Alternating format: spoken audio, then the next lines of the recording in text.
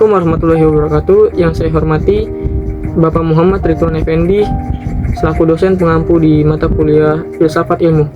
Perkenalkan, nama saya Muhammad Abizar Al-Ghifari dari Prodi Pendidikan Agama Islam kelas A. Di sini saya akan menganalisis kasus ketiga dengan pendekatan filsafat ilmu.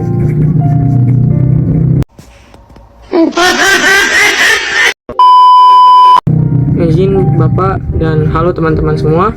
Hari ini saya akan membedah kasus konflik klasik yang sering muncul di dunia pendidikan, pertentangan antara pengajaran sains dan kepercayaan agama. Kita ambil tuh contoh pada kasus ketiga, di mana sebuah sekolah menengah di kota kecil sedang bergejolak karena teori evolusi dan kurikulum biologi yang diprotes oleh orang tua siswa yang menginginkan narasi penciptaan juga diajarkan dengan penyeimbang. Pertanyaannya, bagaimana kita menengahi konflik ini secara bijak? Nah, mari kita bedah di kasus ini menggunakan kacamata filsafat ilmu melalui tiga pilarnya, yaitu ontologi, epistemologi, dan aksiologi. Yang pertama ada analisis ontologi. Kita lihat itu dari sisi ontologi. Secara ontologi kan kita mempertanyakan apa sih hakikat objek yang sedang kita bicarakan. Nah, dalam kasus ini terjadi karena tumpang tindih antara dua objek kerana yang berbeda, yaitu sains memandang asal-usul kehidupan sebagai fenomena materi yang tunduk pada hukum alam. Nah, evolusi itu bicara soal mutasi genetik yang tunduk pada alam. Nah, sesuatu yang bersifat fisik dan organik. Sementara itu, bagi pihak yang mengajukan petisi, asal-usul kehidupan itu peristiwa spiritual atau metafisika. Nah, masalahnya itu muncul ketika kita mencoba mengukir sesuatu yang metafisika dengan alat ukur fisik. Nah, secara ontologis tuh sains dan agama tuh berada di level yang realitas yang berbeda gitu. Sains itu menjawab pertanyaan tentang bagaimana prosesnya terjadi secara teknis.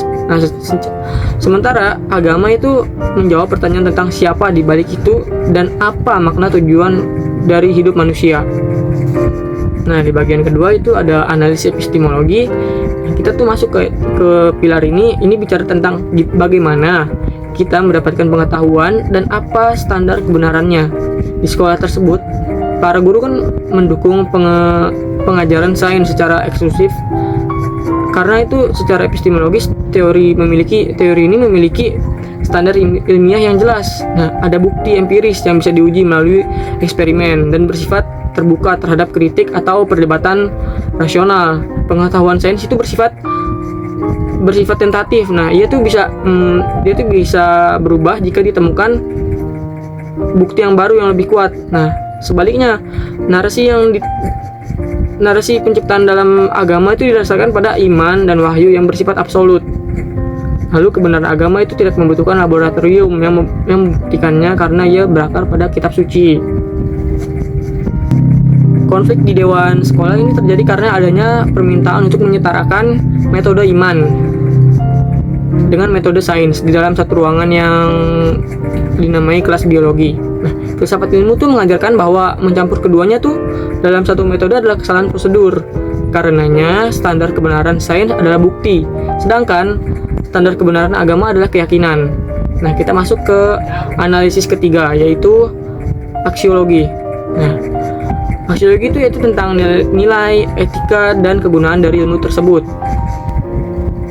Kenapa orang tua itu bersikeras memasukkan narasi penciptaan? Nah, karena secara aksiologis itu mereka ingin sekali anak-anak itu memiliki landasan moral dan enggak kehilangan pegangan spiritual atau imannya. Nah, jadi mereka tuh takut kalau misalnya pendidikan itu hanya berfokus pada materi fisik.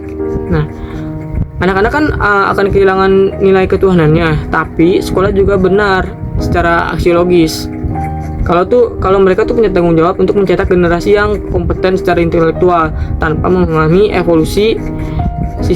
Tanpa memahami evolusi itu siswa tuh bakalan sulit memahami perkembangan biologi modern, kedokteran, hingga tuh bioteknologi. Di sini tuh kita dapat melihat kalau adanya benturan antara nilai kemajuan intelektual di satu sisi dan pemeliharaan nilai iman di sisi lain. Nah, kita masuk ke yang keempat, yaitu pendekatan inklusif dan penutup. Nah, lalu apa sih pendekatan yang lebih inklusif untuk menyelesaikan konflik ini?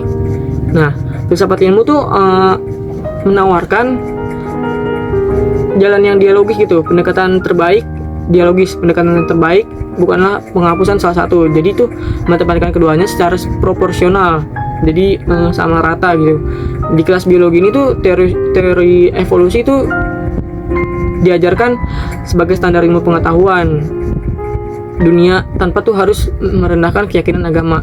Di sisi lain, aspirasi orang tua itu dapat diakomodasi melalui kelas agama atau kelas filsafat, di mana siswa tuh dapat diajak diskusi soal perspektif keagamaan tentang asal usul kehidupan. Nah, pendekatan inklusif ini mendidik siswa untuk memiliki literasi ganda. Jadi ada dua, atau biasa disebut literasi ganda. Nah, mereka tuh harus tetap mampu berpikir kritis, empiris di dalam laboratorium, tapi memiliki kedalaman spiritual dan kehidupan pribadinya. Nah, lalu tuh inklusivitas itu bukan berarti mencampur aduk keduanya hingga kabur maknanya. Jadi bukan dicampur aduk supaya hilang maknanya gitu, enggak. Jadi itu saling menghormati setiap disiplin ilmu pada tempatnya masing-masing. Nah, sebagai penutup, sains itu memberi mata untuk melihat bagaimana sih dunia bekerja. Namun, agama dan filsafat itu memberi kita hati untuk memahami mengapa kita ada di sini. Nah, terima kasih. Kurang lebihnya mohon maaf. Wassalamualaikum warahmatullahi wabarakatuh.